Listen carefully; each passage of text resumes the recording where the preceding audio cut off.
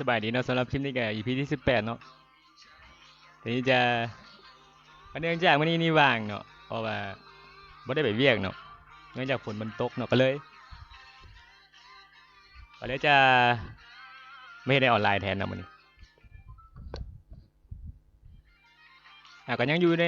โปรเจกต์คอย Telegram คือเก่าเนาะ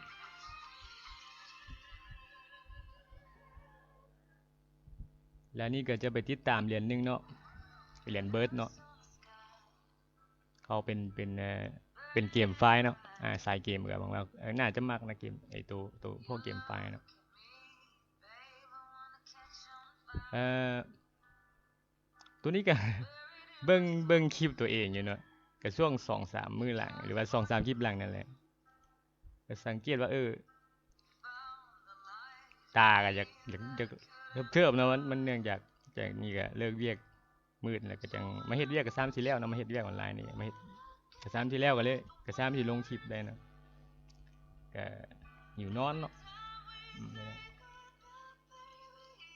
มันก็น่าจะประมาณต้นปีหน้าเนาะก็น่าจะจัดระเบียบได้แล้วก็นี่ก็จังจะไปฟื้นเอาเนาะร่างกายเจ้าของแต่นี้ก็ลุยไปก่อนนั่นแหละ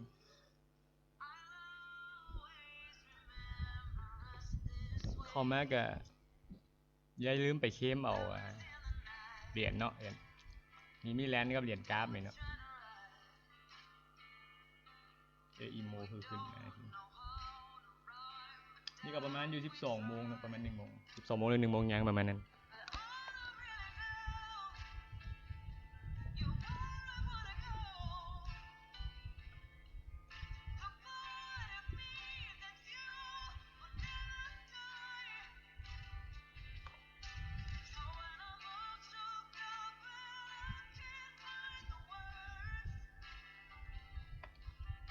อันนี้ว่างนี่ก็จะเฮ็ดดนเนี่ยนะเฮ็ดดุเนี่ยเฮ็ดแบบคนบ้างงานเลยเหรอเนาะนี่ไงทั้งเฮ็ดทั้งคอมทั้งโทรศัพท์เนาะอีกตัวนึงก็จะเป็นมีแลนบ่แม่นดิมีไฟล์เนาะเนื่องจากมันนั่นน่ะเอ่อใช้PC เล่นบ่ได้เนาะใช้เป็นโทรศัพท์แทน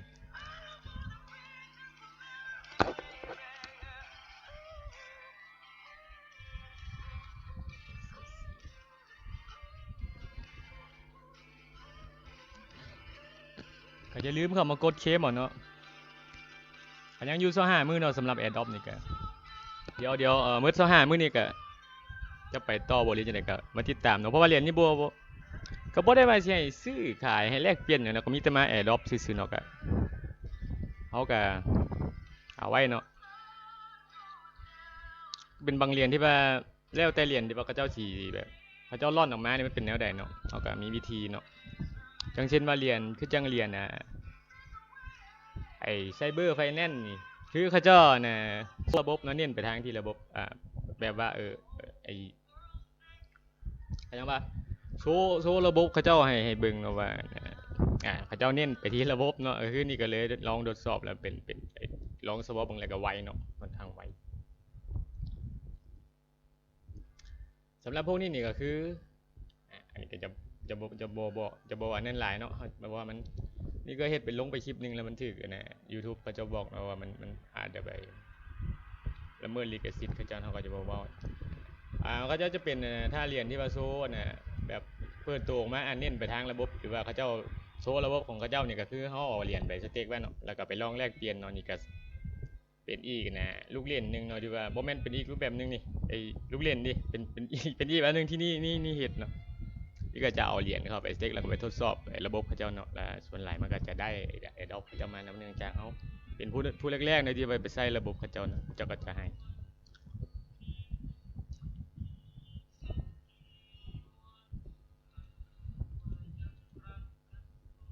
นี่ก็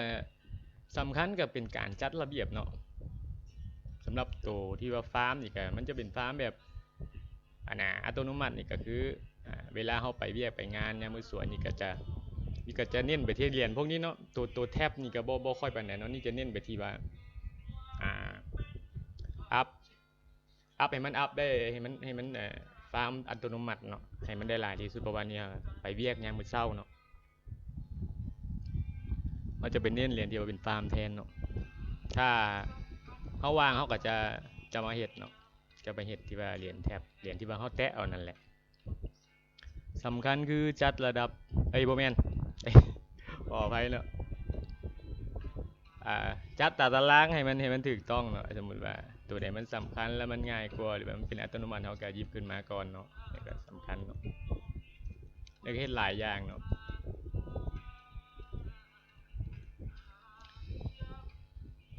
ลักๆมื้อนี้ก็จะเอาเหรียญซุยมาเข้าเนาะมาเข้าเหรียญมาเข้าเบิร์ดเนาะเพื่อเขาจะไปเคลมเอาเหรียญเพราะว่ามันจะบ่ได้ฟรีเนาะจะใช้เป็นอันนั้นเหรียญซุยเพื่อไปเฮ็ดธุรกรรมหรือว่าจะไปเคลมเอาเหรียญนั่น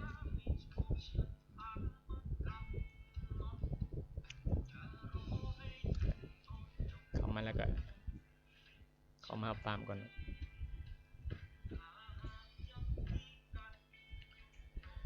เนี่ยเหรียญเป็นแบบที่นี่เขาก็มันจะเฮ็ดง่ายกว่าเพราะว่ามันเป็นอัตโนมัติเนาะหลายชั่วโมงเขาจะเข้ามาเคลมได้นึงเนาะเขาก็มีเวลาไปเวียกเนาะยามมื้อเวียนเหรียญตัวนี้เนาะเป็นเกมไฟล์แต่อยู่ในเชนของซุยเนาะ SUI นี่แหละ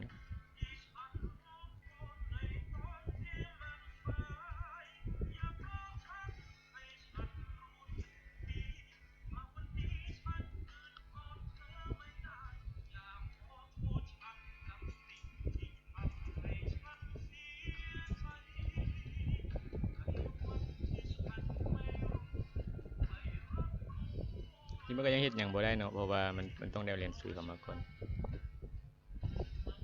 อาจจะเคลมบ่ได้เนาะเนื่องจากต้องใช้เป็นซุยเฮ็ดทรานแซคชั่นมันเนาะ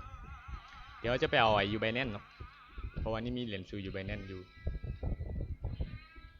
ใช้บ่หลายเนาะในการเฮ็ดธุรกรรมมาเคลมนี่ใช้น้อยๆเนาะเหรียญนึงนี่ก็จบซีซั่นนี่ก็สิหมดบ่ยังน่าจะบ่เบิดดอกเนาะมันใช้บ่ได้หลาย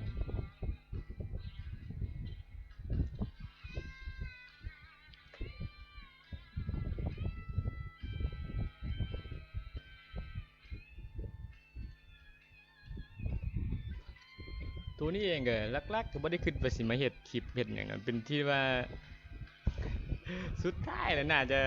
นี่เป็นคนอายนะค่อนข้างบ่ค่อนข้างอายกล้องมันก็คิดอยู่ดอกว่าสิเฮ็ดแบบว่าแต่ว่าเอามาฮอดป่านนี้แล้วก็คันบ่เฮ็ดนี่ได้สิเสียใจน้ำหลังเนาะเลยลงมาเฮ็ดนี่แหละเขาจะถอนเหรียญซุยไปเนาะเมื่อกี้นี่ก็ก๊อปปี้กระเป๋ามาแล้วหลังจากได้กระเป๋าอย่าลืมเด้ออย่าลืมมันนะอย่าลืมมันนะจด discover seed ไปseed ไปเนาะเพราะว่ามันจะเป็นตัวกู้เหรียญเขาเนาะ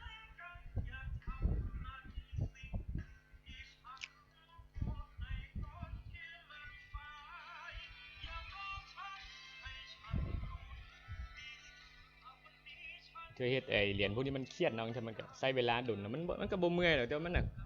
ใช้เวลาเนาะแบบนี่กับตั้งแต่ก็ย่างออกไปเล่นแล้วเธอก็ฟังเพลงไปจังซี่แหละบ่เมื่อยแต่มันก็เฮ็ดดุนเนาะมันก็คิดบางทีมันก็เครียดด้วยก็บ่แม่นเครียดนะมันก็คล้ายๆมันก็เฮ็ดดุนเนาะอันนี้บ่วางอีหลีนี่ก็จะบ่มีแต่เนี่ยเข้ามาเน้นตัวฟ้าใหม่นี่ก็ออกไป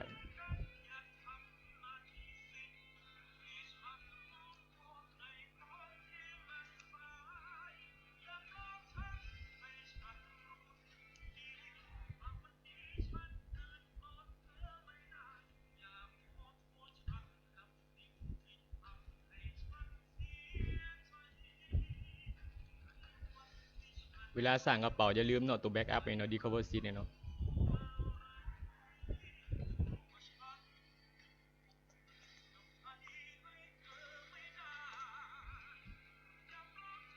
เนี่ยตัวที่มันเบลอๆอยู่นี่เนาะอันนี้คือ private key เนาะ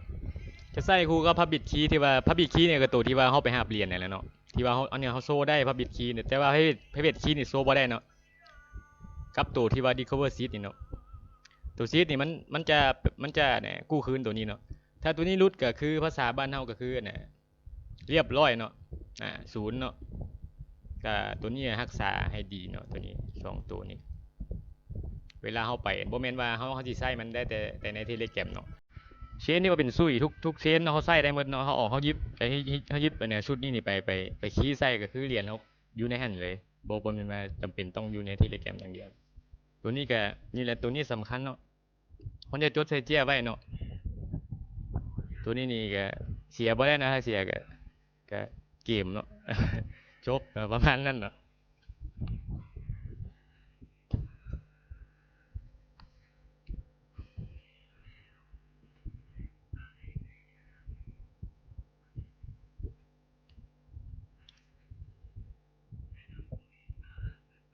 เล่นอยู่เอามันดีเสียนะมันโอ้น่าจะอยู่เดี๋ยวต้องได้ง่ายมาก่อนนะเดี๋ยวขอย่ามแป๊บนึง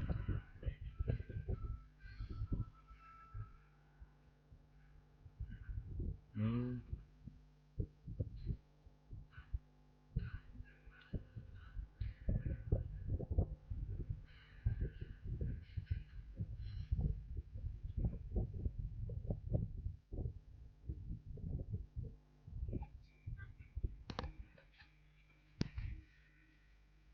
เดี๋ยวขออนุญาตบันทึกเนาะ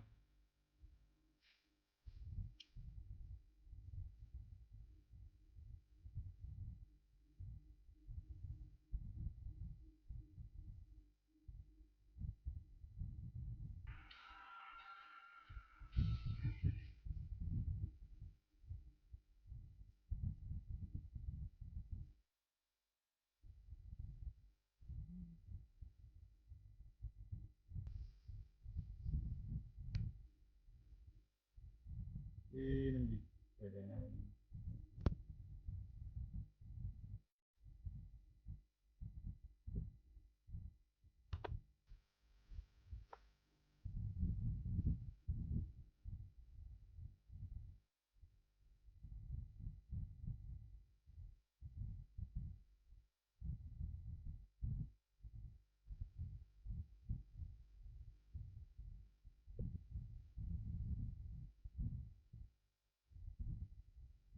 เอ้า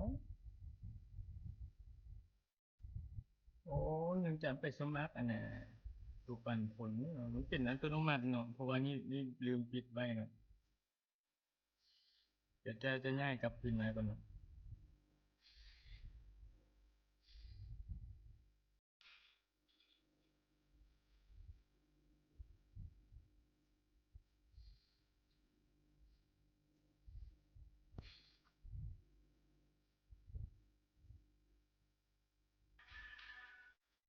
อ่า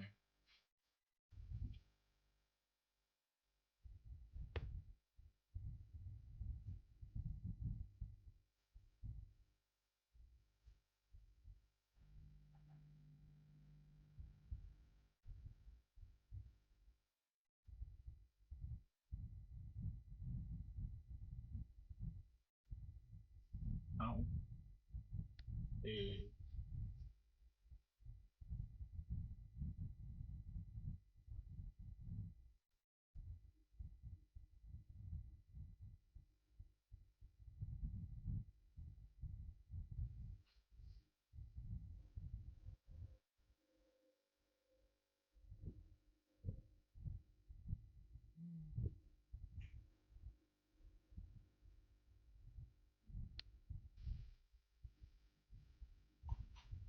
น่าจะอยู่บนหารายได้เนี่ยเนาะน่าจะตั้งอัตโนมัติเลยอ๋อจะไทยคืนเนาะเพราะว่ามันจะเป็นอัตโนมัติเนาะว่ามีตั้งไว้เป็นเหรียญอื่นเนาะมันก็เลยบ่ได้ปิดลืมปิดเนาะนี่ก็ไทยขึ้นมาเนาะแล้วที่ถอนออกไปเนาะ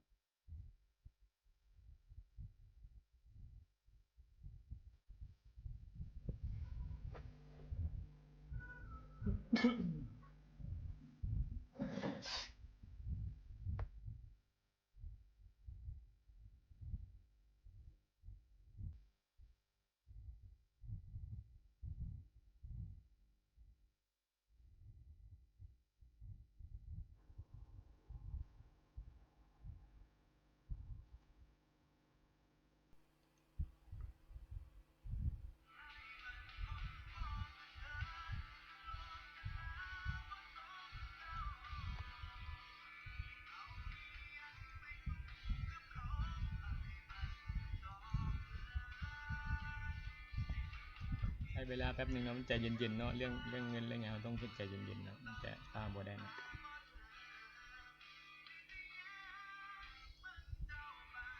โอเค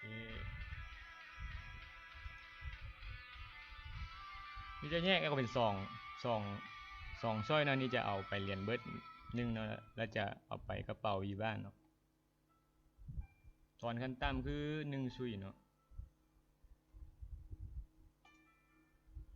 ที่จะออก 1.2 เนาะสำหรับตัวเบิร์ดเนาะ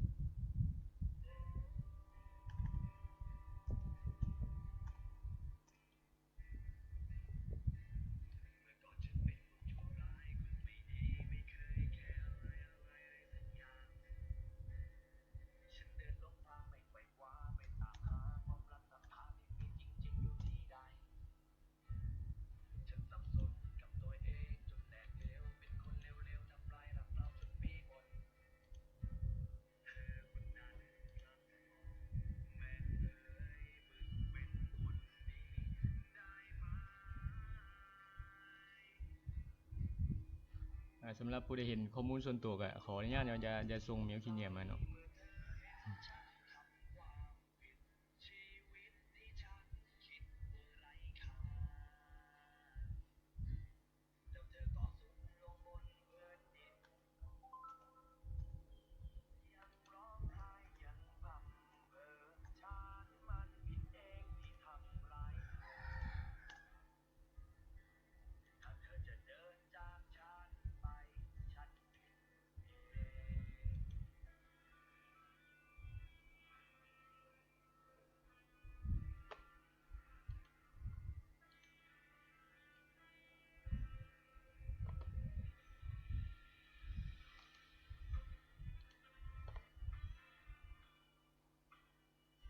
ตัวนี้ก็คือกันเนาะใช้เป็นเหรียญซุยในการเคลมเนาะ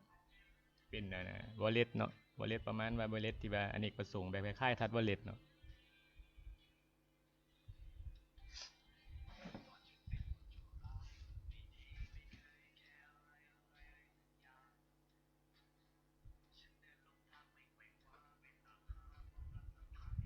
นี่ก็จะเอามาเข้านี่นำเนาะ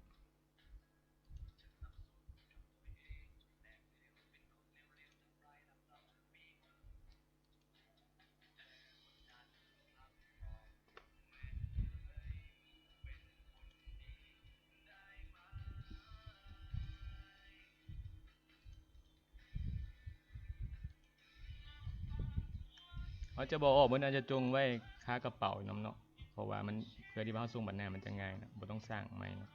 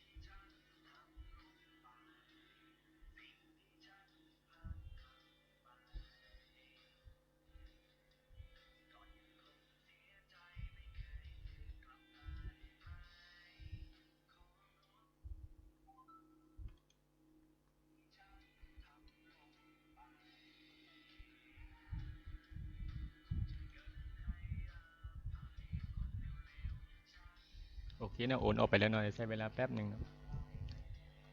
ก็เป็นเส้นหนึงเนาะที่นี่ใช้อยู่เนาะ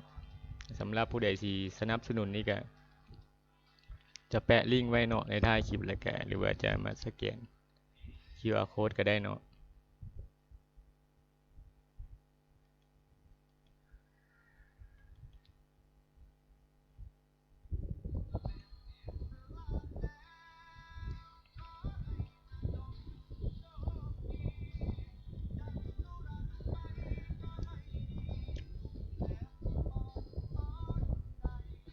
ถ้าจะมาสแกน QR Code บนนี้ก็ได้เนาะ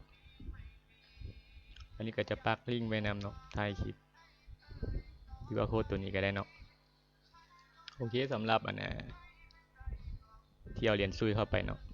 เขากลับมาต่อที่ว่าเกินไว้เนาะเบื้องต้นจะมาเบิ่งกันนะเหรียญเบิร์ดเนาะเขาเป็นเกมไฟล์นะเหรียญเบิร์ดนี่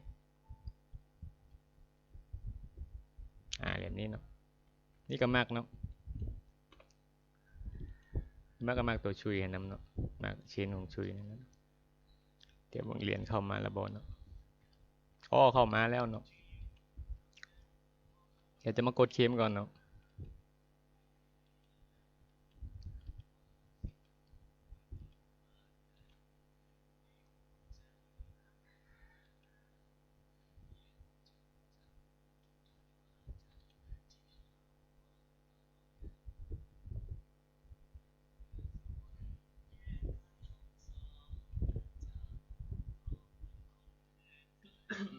เคมได้เนาะเพราะว่าเขาเอาเหรียญซุยเข้ามาเนาะเดี๋ยวเขาจะมาเบิ่งมันได้ใส่หลายปันใดเขาใส่หน่อยเดียวเนาะหน่อยเดียวประมาณ0.075เนาะ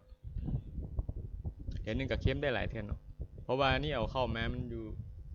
ประมาณ65เพราะว่านี่เอาเข้ามามัน1.20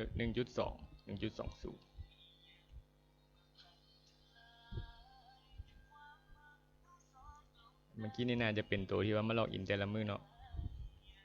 ตอนนี้ก็ล็อกอินไปแล้วเนาะแล้วก็มีหน้างานเนี่ยเนาะนี่เขาจะข้ามไปก่อนเนาะคือเข้าไปในกลุ่มเรียนบัมเนาะแล้วก็VW Coin เนาะ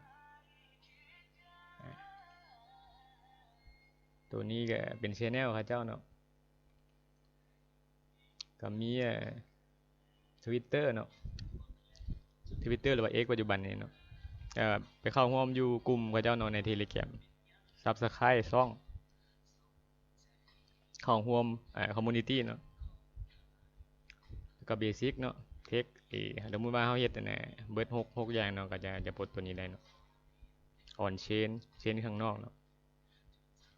แล้วก็มีการเชิญหมู่เนาะเดี๋ยวนี้จะแปะลิงก์ไว้เนาะข้างลุมพร้อมเนาะ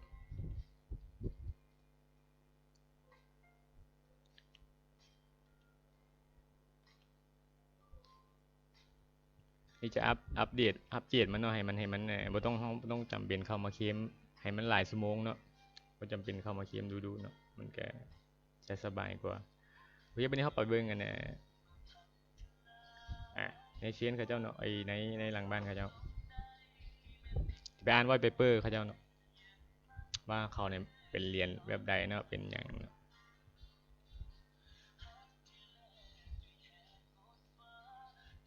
ปัจจุบันนี้ก็ยังช่วงแอร์ดรอปอยู่เนาะมินิแอปเกมไฟล์เทเลแกรมชั้นนำเครือข่ายซุยเนาะนำมาอ่านไว้เปเปอร์เขาเจ้าเนาะหน้าเว็บกับบอลมีอย่างไร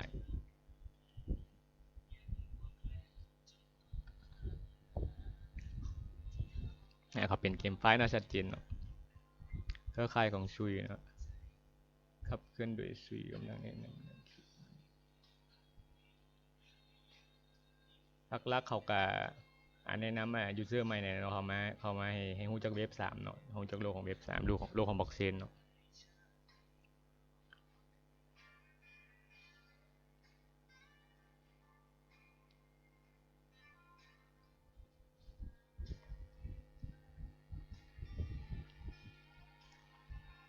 ไข่ตัวนั้นมันเป็นนกเนาะไข่ที่ว่าอยู่ในอันนั้นเนาะถ้ามันฝากออกมามันจะเป็นตัวนกเนาะปลดล็อกรางวัลที่น่าตื่นเต้นและเข้าสู่การเดินทางเบิร์ดกับมันเป็นตัวนกเนาะอาจจะคล้ายๆแบบเกม NFT ทั่วไปเนาะแต่ว่าตัวนี้จะเป็นนกนี่มันเป็นสินทรัพย์ที่ว่าถ้าเขาเป็นเจ้าของมันจะเป็นของเขาเนาะเจ้าของเกมเขาเจ้าก็จะเอาไปบ่ได้เนาะก็คือมันเป็นไอเดียของเขาเนาะเป็นอยู่ในกระเป๋าเขาเนาะสมมติว่าตัวนกเนี่ยก็เป็นของเขาเนาะก็คือเขาสามารถเฮ็ดหยังกับมันได้เนาะส่งออกได้ขายได้เนาะ จ้าของเขาเจ้าก็เอาไปบ่ได้มันเป็นของเขาเนาะมันมีสัญญาของมันอยู่เบื้องหลังเอ่อมันเป็น NFT อะนะเนาะการเจริญเติบโตอ๋อมันตามระดับเนาะแล้วเวลาเราอัพเกรดมันจะขึ้นอยู่กับอันไหนค่าธรรมเนียมมันจะเพิ่มขึ้นเนาะ24ชั่วโมงอัพเกรดได้เทื่อหนึงเนาะมันก็จะเปลี่ยนรูปลักษณ์ของมันเนาะตัวนกสำหรับมันฝากออกมาแล้วแต่ประมาณนั้นเนาะล่าเหยื่อ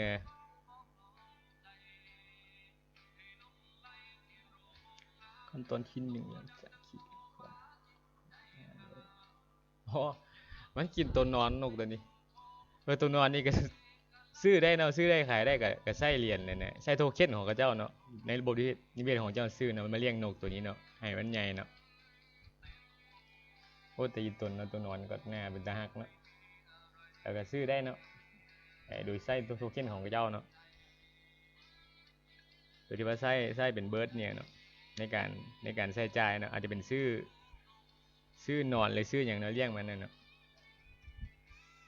อันนี้ก็เป็นสัญญาเขาเจ้าเนาะคือเขาเคมเลยที่นี่เคมให้เบิ่งไงเนาะจะใส่เป็นซุยเนาะเคมเอาไอ้เบิร์ดเหรียญเบิร์ดเนี่ยเนาะเพื่อจะเอามาใส่ใจในระบบนิเวศเขาเจ้าเนาะเดี๋ยวนี้ปัจจุบันนี้ก็เป็น AirDrop เนาะก็คือเอาซุยเข้ามาในกระเป๋าเขาเจ้าแล้วก็เคมได้เลยเนาะ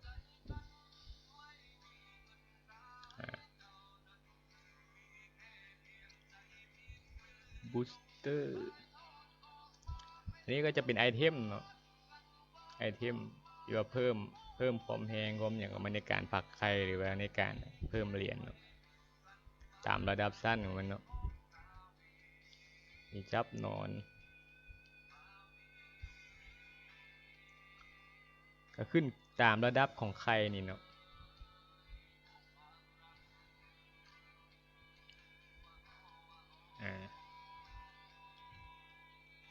การเก็บรักษาเนี่ยก็คือถ้าเขาได้นอนก็คือกันนอนก็คือกันเป็นของเขาเนาะมันจะมีโดยมันจะมีนะที่อยู่สัญญาเนาะเป็นที่อยู่ยาวๆเนาะเป็นทบิดคิวยาวๆแล้วแท็กตัวนี้เนี่ยจะเป็นตัวนะเวลาเขาจะฮู้ว่ามันอยู่ในกระเป๋าแท้บ่เนาะเขาจะเอาสัญญาตัวนั้นมาชุดนั้นเนาะแล้วก็ใส่รหัสชุดนี้ลงไปเนาะมันเป็น ID เนาะก็จะเห็นตัวสินทรัพย์หรือพวกตัวนอนตัวอย่างก็แล้วแต่นะมันจะอยู่ในกระเป๋าเขาเนาะ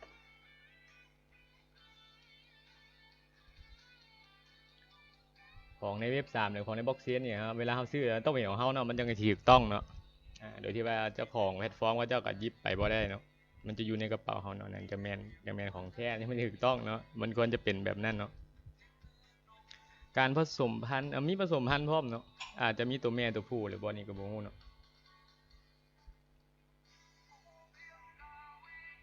มีการผสมพันธุ์มีอย่างพร้อมเนาะอาจจะผสมสายพันธุ์หรือว่าอย่างไรประมาณนั้นเนาะ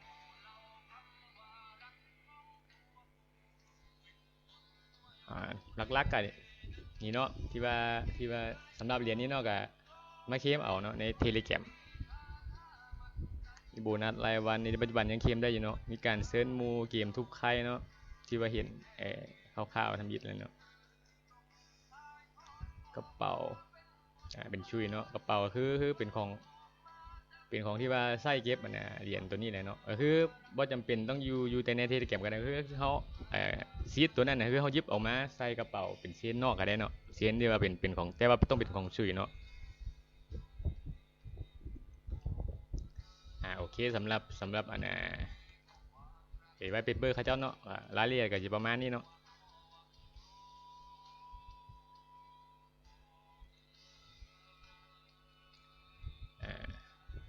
หลักๆคลิปนี้ก็มีประมาณนี้เนาะสำหรับมิมี่แลนด์เดี๋ยวให้จบซีซั่นการขายชุดนี้เดี๋ยวจะมาติดตามต่อเนาะกันยังบอลนะเข้าไปติดตามเลยเนาะให้มันจบตัวการขายล่วงหน้าตัวนี้ก็เนาะยังอีก12 มื้อเนาะสำหรับคลิปนี้ก็มีประมาณนี้เนาะมีซ้ำนี่เนาะทีนี้ก็จะเฮ็ดอยู่หลังบ้านคือเก่านั่นแหละเนาะเขาจะบลงคลิปเพราะมันจะเป็นคลิปที่ยาวเนาะแล้วก็น่าเบื่อเนาะโอเคสำหรับอีพีนี้ก็สบายดีแล้วขอบใจเนาะ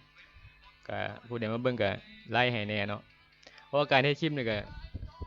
ต้องให้เครดิตกับเจ้านะมันก็ลำบากเนาะบ่แม่นลำบากเนาะมันนี่ก็ต้องหาข้อมูลต้องเฮ็ดเวียกบ้านมาก่อนเนาะก่อนได้เอามาลงก็พยายามให้ข้อมูลนั่นแหละเนาะเพราะว่านี่เฮ็ดคลิปมาแล้วก็ต้องเฮ็ดให้มันได้อะเนาะเพราะว่าเขาได้เฮ็ดไปแล้วเพื่อที่ว่าคนเขาเอาลิงก์หรือว่าเขาไปเฮ็ดตามเขาแล้วมันจะผิดพลาดได้เนาะเช่นเคยนะวลีเด็ดเนาะอ่าการลงทุนมีความเสี่ยงเนาะควรศึกษาข้อมูลก่อนลงทุนเนาะโอเคสำหรับคลิปนี้ก็สบายดีเนาะ